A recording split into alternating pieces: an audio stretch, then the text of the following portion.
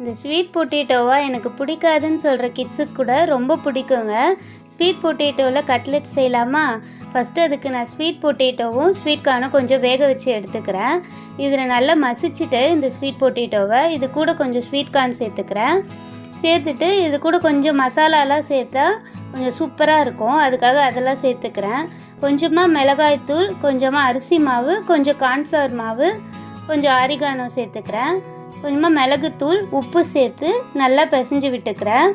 பிசைஞ்சிட்டு இருக்கும்போது என் பொண்ணு ஸ்கூல்லேருந்து வந்துட்டா. ஸ்நாக்ஸ் ஆமாம் எனக்கா அப்படின்ட்டு கேட்டுட்டு இருந்தா. ஆமாம் அப்படின்னு சொல்லிவிட்டு தவா நல்லா ஹீட் பண்ணிவிட்டு அதில் கொஞ்சமாக எண்ணெய் விட்டு இந்த கட்லெட் ஷேப்பில், எனக்கு தெரிஞ்சு நான் ரவுண்ட் ஷேப்பில் போட்டிருக்கேன். உங்களுக்கு எப்படி வேணுமோ அந்த மாதிரி போட்டு நல்லா டோஸ்ட் பண்ணி எடுத்துட்டா ஸ்வீட் பொட்டேட்டோ கட்லெட் ரெடி. நீங்களும் ட்ரை பண்ணி பாருங்கள்.